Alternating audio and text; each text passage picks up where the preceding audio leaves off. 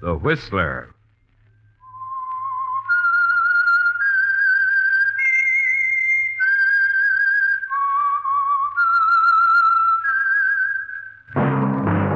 That whistle is your signal for the Whistler.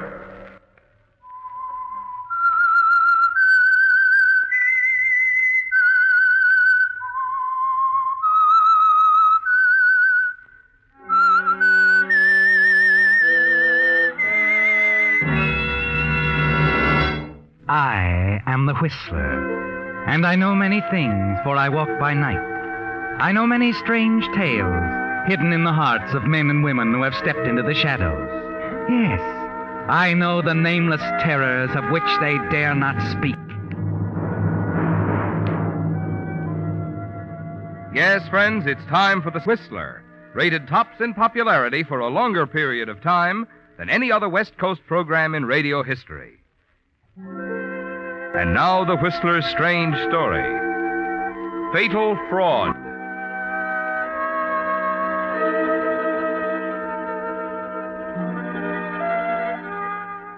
The questioning by the Hong Kong police was brief. The suspect's guilt was clear, coldly clear as the murder weapon itself. And it was inevitable that it should end with an official booking for murder. But even though a conviction was a certainty, the motive and circumstances behind the crime were considerably more complex. It had started more than a week ago at a fashionable gathering across the city. A swank social affair with smartly dressed ladies in evening gowns and jewels, gentlemen in dinner jackets. And the precise moment might have been when most of the guests adjourned to the library and listened to that well-known voice and stared at the man who spoke. We shall defend our island, whatever the cost may be. We shall fight on the beaches. We shall fight in the fields and in the streets. We shall fight in the hills. We shall never surrender. And even if, which I do not for a moment believe, this island, or a large part of it, was subjugated and starving, then our empire beyond the seas, armed and guarded by the British fleet, would carry on the struggle until the New World, with all its power and might, steps forward to the rescue and liberation of the old. Oh, well, I say that. Oh, wonderful, Chris. A perfect impersonation. That's our Winnie, all right. You could fool me. Well, that's what he's famous for. Thank you. Not quite famous. Well, you should be, young man. All those voices, why, it's fantastic. No, it's practice, that's all. And the living. Is it a good living, Mr. Holmes? Huh? Oh. Oh, Catherine, you haven't met our clever young man. Chris Holmes, Catherine Dawn. How do you do, Miss Dorn? Fine, thank you. And you do very well, Mr. Holmes. Oh? You like the impersonations? Very much. That routine of yours must be quite tiring. Don't you think you've earned yourself a cocktail? He certainly has. Now run along, you two. Join me, Miss Dorn? You know, Mr. Holmes, that's exactly why I came over. I hate to drink alone. Alone? You? Oh, don't I'm tell... not really an invited guest, just part of the help, you know, a secretary. Hmm? I'm here with my employer, Albert van Loven. Oh, the importer. Know him? The very nice old Dutchman. The rosy cheeks, bald head, eyes that sparkle. He holds his head to one side like this when he talks. Not impressed, Miss Dorn? Don't you think I do it rather well? You were excellent, Mr. Holmes. Excellent. Come along, before the martinis get too wet.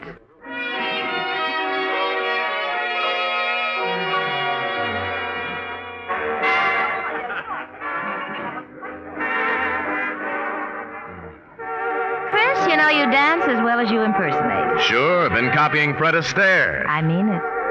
You mean a lot of things, Catherine. Or, is it the cocktails?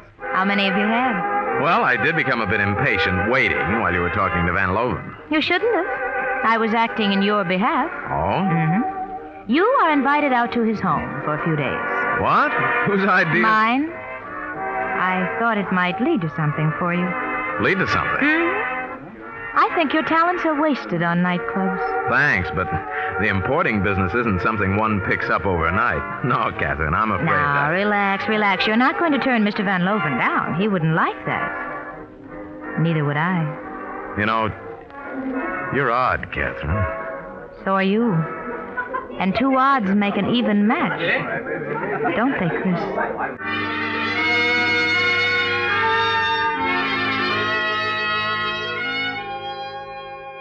Catherine is an interesting girl, isn't she, Chris? And you're pleased with her interest in you. Pleased and a little flattered, because she's easily the most attractive girl at the party. And the following weekend at Van Loven's, you're even more impressed. Her friendliness puts you perfectly at ease, and you feel almost a part of this way of living. It's a very pleasant way, isn't it, Chris? Dinners on the terrace, brandy in the drawing room, excellent company, and later in the evening in Van Loven's private office, Catherine again. She's standing by a recording machine this time. What's this going to be, baby? Hong Kong's version of Hong Kong's blues? You'll see, Chris. VSL calling, Canton office. Attention, Carter. Regarding back orders on shipments of Oriental drugs. Cancel and hold in warehouse until further instructions. Please notify us immediately regarding jade and artwork. Regards, Van Loven. Hey, what's this all about? Don't you want to learn the importing business? Make big money, opportunities for young, ambitious men. Is this the special mail order course? And I'm the teacher. Hi, teacher. Hi, Chris. Come here. You like it? Better than an apple. Yeah. Catherine, why'd you ask me here? I'm just a guy kicking around. I know. Maybe better than you think. Not so sure you do. I'll admit I've been in a few deals that seemed shady. Sure. That's what I said. 2 odds make an even match. You still haven't told me why you asked me here. Chris, I want you to help me do something. It's simple. He's bringing in some money in a few days, lots of money. The kind we can keep up with. Look, what are you talking about? Van Loven, Chris, and his Canton office. The details don't matter. All that I'm interested in is the money. And me? And you. You know I'm interested in you, Chris. Draw the pictures, honey. The bright boy's a little dazed right now. We're going to get that money. Oh, Chris, it'll be so easy. Yeah? Simon will help us. Who's he? He operates the radio shack here. Oh, that's a nice hobby. Oh, Chris, you're not even listening to me. Don't you want money? Sure. Well, there's plenty, Chris, and it's all coming in by plane, Van Loven's plane. It will land only where he directs. Semino? Mr. Van Loven, he's going to direct his pilot over the radio. Listen, you could change those directions, Chris. You're good. Oh, now, wait a minute. Chris, there's $250,000. More. $250,000? A third of it can be yours. Yeah. But, Catherine, hijacking a plane, that isn't easy. It will be. Seaman Olga and I can handle the pilot once the ship's on the ground. He won't suspect anything until it's too late. We'll tie him up, get out of Hong Kong before Van Loven hears what's happened. Destination? Oh, darling, there's an awful lot of elbow room in Asia. Chris, come on, tell me you'll do it. Take this record and practice Mr. Van Loven's voice. That's a breeze, that part. Canton office. Regarding back orders, Oriental rugs. Cancel. What was the rest of it? Notify us. Jade and artwork and stuff. Regards, Van Loven. Oh, Chris, you know you're marvelous. Yeah. Say, Kath, you really think we can get away with it? We can. And we will, Chris. We will. You'll do it? Yeah. Yeah, I guess so. The money, Chris. It's real, not an imitation. You'll see. Sure. You're not either, Catherine. You're right here and real. That much I am sure of. Come here. We're getting out of practice.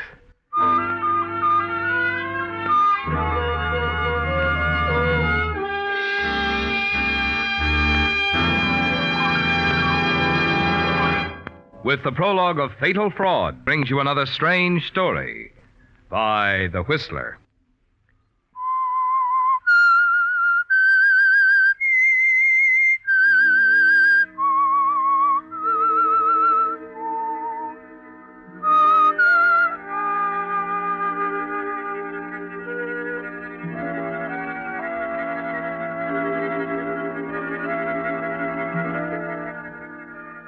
You've made a decision, haven't you, Chris?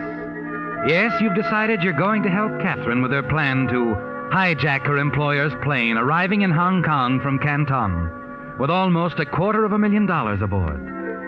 And your part in it is all so simple. You've only to impersonate Albert Van Loven's voice. Order the pilot to land at another field where Catherine wants it to land. It's the opportunity of a lifetime, isn't it, Chris? And the future grows brighter and brighter as you think about it the following day. Then that evening, Catherine takes you across the back gardens to a low, rambling building, a good distance away from the house. You find yourself entering the radio room, where you meet Renee Simoneau. Renee? Renee, this is Chris Holmes. So this is the famous one, eh? The one with the voices. Hiya, Simoneau. He's going to help us, Renee. Is he? You don't seem enthused, old boy. I am not. He's afraid our little scheme won't work, Chris. There are other ways. Better ways of doing this, Catherine. If you'd only listen to me. Renee, must we go through all that again? With Chris to help us, we cannot fail. I don't like it, that's all. There are better ways. Maybe it's the money that bothers him, Catherine. Getting only a third of the loot instead of half. A third? Catherine, did you tell him that Yes? he... I think he's entitled to a third. I see. Don't look so glum. Third share will buy you a lot of scented hair oil, Simoneau. Chris. By the way, what's that you have on now? Eau de Violet? Chris. Listen, smart boy. I know what's good for you. Stop it, Renee. Stop it. You're acting like a child. Let him go. That's better. We've more important things to do than quarrel. What time do you expect the plane to arrive here in Hong Kong? At 11 tomorrow night. Good. We'll be ready, won't we, Chris? As our friend Van Loven would say. We will be ready, Katrina, my dear. You see, Renee, he is good, isn't he? Excuse me, Catherine. I have things to do. Excuse me, Catherine. I have things to do. Oh, darling. You sound just like Renee. Yeah. Well, at least we get along, don't we? Mm-hmm. Well, come on, darling.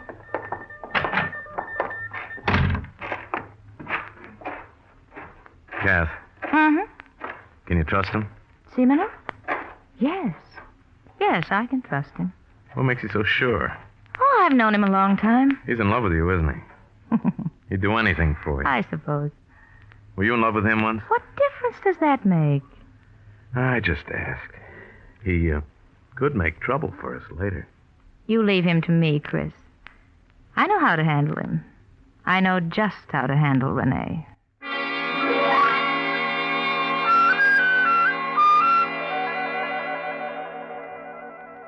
Moments later, you're back on the terrace, mingling with Van Loven's guests. You're being your most charming self, aren't you, Chris? The center of attraction as usual. And you're enjoying every minute of it. Van Loven is standing close by watching you, a quaint little smile on his face. Our Mr. Holmes is a very, very clever young man, is he not, my friend? I think he's terribly clever. Really, I've never... I dare say there isn't one of us here in this room he could not impersonate. You, Major Ritten, for example. Yeah? Oh, what's that? Me? Oh, by George, I say now, really. You think so, eh? too hard. But that would be perhaps too simple for our young friend. Perhaps we should have him try someone else. Anybody you say, I'll be glad to do. Perhaps, Mr. Holmes, you would care to impersonate me. Oh, he couldn't possibly. Well, then he might No, I'm sorry. I- Sorry. I make it a rule never to subject my host to that sort of punishment. Dear, what a shame. Oh, then I am most disappointed. I was certain you were planning a little surprise for me. Surprise. Were you, Surprise, Mr. Mr. Van Loven? Come on, old boy, don't try to get out of this one. My records, Mr. Holmes. I overheard you playing several of them. I thought you were studying my voice. Oh, man, you're always a step ahead of everybody. Yeah, that's... Well, I'm afraid I have a confession to make, Mr. Van Loven. I did try. I have to admit defeat. Afraid I couldn't quite come up to it. Try again, just for us. No, I'd rather not. Huh? How about somebody else? Mr. Anybody Holmes, else? you could try to impersonate my husband. Well, now, His voice is rather unusual. Oh, now, Stella, really, I don't think Mr. Holmes would be interested. Oh, nonsense. Now say something for the man, Edgar. Well, say something, anything. Well, come on.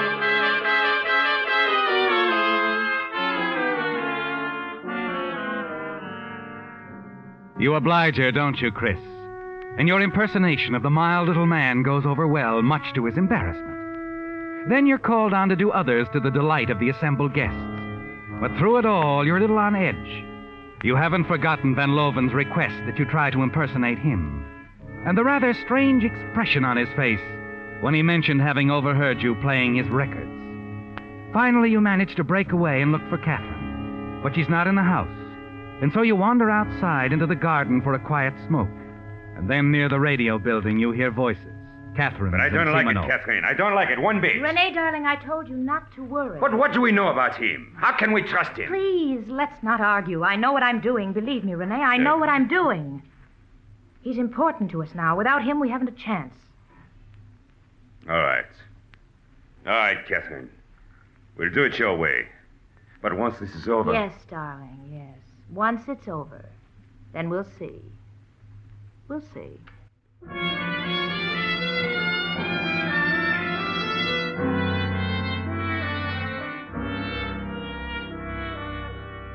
It disturbs you, Chris, what you've heard. But then you're quick to tell yourself there's nothing to worry about. It's Catherine's way of keeping Simoneau in line, isn't it? And he's important to the success of your plan. You walk back to the house thinking about it. And you're certain that's all there is to it.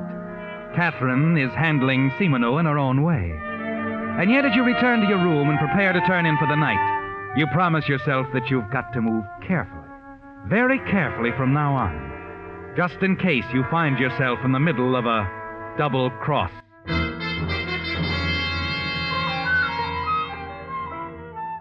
The following morning at breakfast, you discover that your host has plans for his guests. Motorboating, lunch at the Hotel Royal, and then the races. Plans that keep you from seeing Catherine all that day.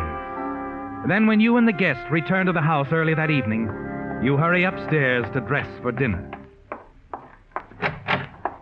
Chris? Huh? Oh, Catherine. Chris, there's been a slight change in plans. Yeah? The plane has already left Canton. Oh? Simoneau just told me. It's scheduled to arrive here shortly before 9. 9? Well, we'll be right in the middle of dinner. Well, I'll tell Van Loven you're not feeling well, that you won't be down. All right. Now, here's the message. Study it. Be at the radio room in an hour. I'll meet you there.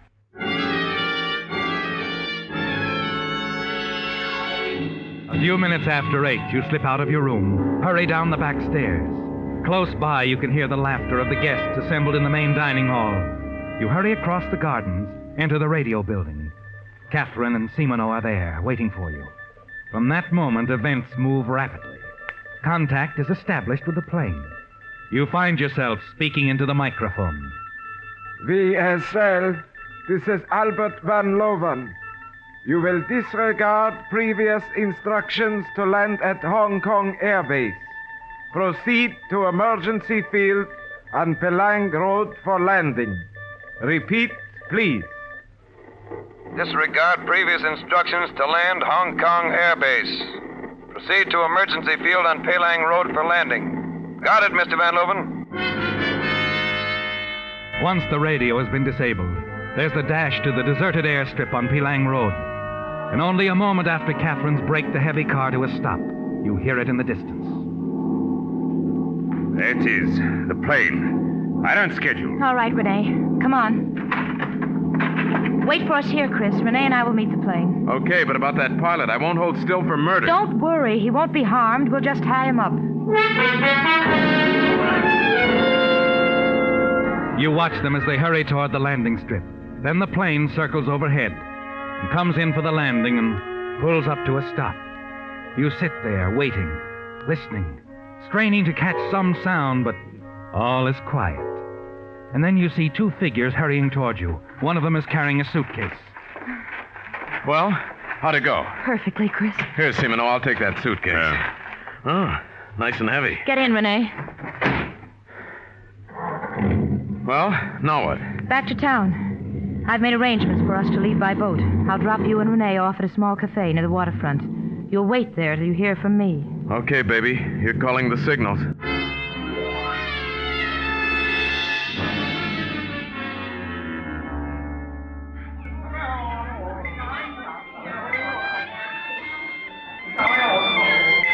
Relax, Semino. Relax. I don't like this waiting. Forget it. Enjoy the floor show.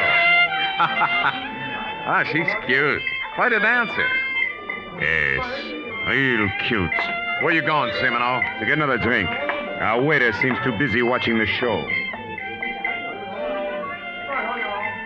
As you sit there watching the girl perform in the center of the smoke-filled room, you're suddenly aware of someone staring at you.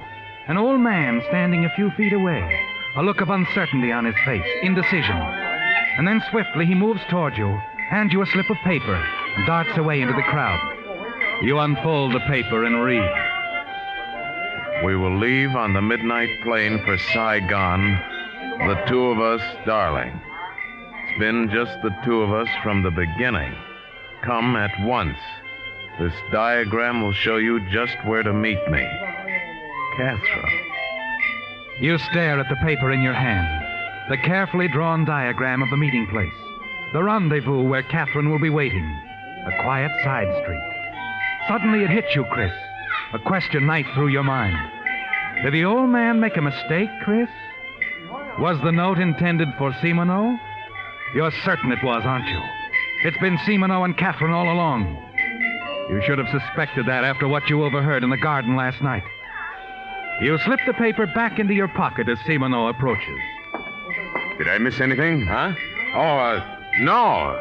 Not a thing, pal. Got a cigarette? Here, help yourself. Oh, is this all you got? You don't like our local brands? Sorry. I always like to feel my level best. There's a tobacco shop down the street, on the other side. Don't get lost, I'll try not to. Shall I draw you a diagram? Diagram? No, thanks. I already have one.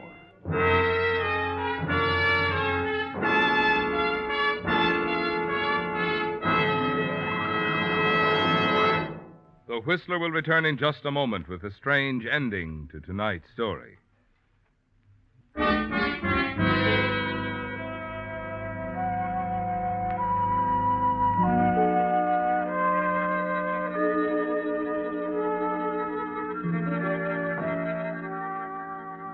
Waiting here in the shadows for Catherine, you feel a little foolish about the way you've been used, don't you, Chris? Only the money matters now. You'll be able to take it for yourself and leave them, Catherine and Semino. That's the way it is, isn't it? The way it's been from the beginning. You're certain of it. You were just a puppet who could help them.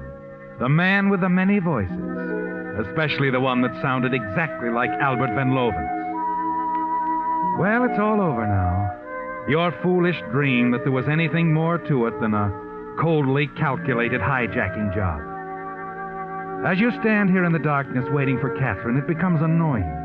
The way her words come drifting back, mixing you up, challenging your judgment. 2 odds make an even match, don't they, Chris? The money, darling, we can get away with it and have it all to ourselves. I love you, Chris. Remember that. I love you. Yeah. Sure, you love me. You tighten, draw back into the shadows at the sound of a twig snapping. Then you see her, Catherine, approaching slowly toward you. Your eye catches something else, too. The glint of moonlight on the gun in her hand. Suddenly, your blood runs cold as you realize the real reason for that note.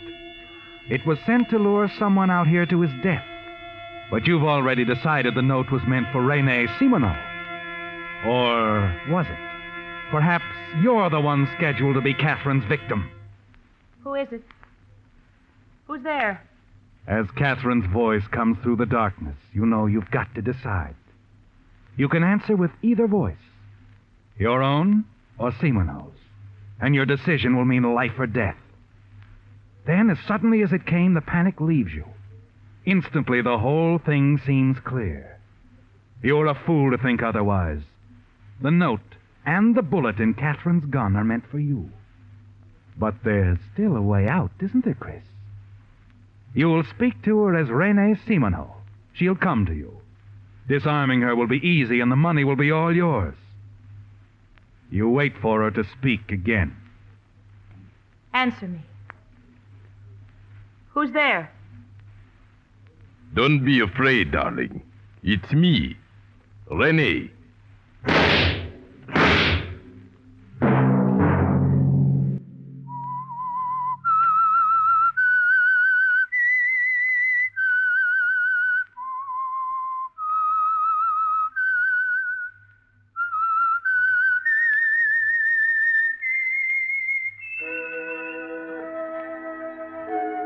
Let that whistle be your signal for the Whistler each Sunday night at this same time.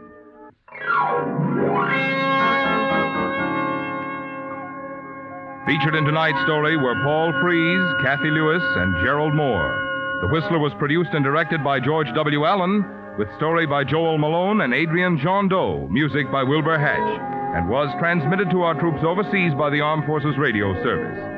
The Whistler is entirely fictional, and all characters portrayed on The Whistler are also fictional. Any similarity of names or resemblance to persons, living or dead, is purely coincidental. Remember at the same time next Sunday, another strange tale by The Whistler. Marvin Miller speaking. This is CBS, the Columbia Broadcasting System.